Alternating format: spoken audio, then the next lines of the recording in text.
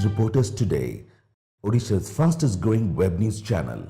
बालिगुड़ा सभागृह कांग्रेस निर्वाचन मंडली स्तरीय कर्मी सम्मेलन अनुष्ठित हो सम्मेलन में एआईसीसी सेक्रेटरी तथा ओडिशा सह प्रभारी अनिल चौधरी, ओडिशा प्रदेश कांग्रेस कार्यकारी सभापति प्रदीप माझी, उदयगिरी पूर्वतन विधायक जादव प्रधान, जिला सभापति वरुण भोई समेत वरिष्ठ कांग्रेस नेता तथा जिला कार्यकारी सभापति सीमांचल आचार्य और सरपंच समिति सभ्य ब्लॉक अध्यक्ष और बालिगुड़ा निर्वाचन मंडल प्राय 500 ऊर्ध्व कांग्रेस कर्मी जोग देते। सम्मेलन में आगामी विधानसभा कंधमाल किभली भाव में कांग्रेस कर्मी मानकु एकाठी करने सहित कांग्रेस को मजबूत करिबो और आगामी निर्वाचन में किभली भाव में कांग्रेस अधिक अधिक विधायक माने जीति पारिबे प्रदीप माझी नेता मानकु ए विषय उद्बोधन देथिले। एथिसह बीजेडी बीजेपी शासन में लोक माने अतिष्ठ होइतबा कहबा सह आगामी निर्वाचन में कांग्रेस सरकार गढ़ियो बोली प्रकाश करथिले। बालिगुड़ारू बनवासी प्रधान को रिपोर्ट रिपोर्टर्स टुडे।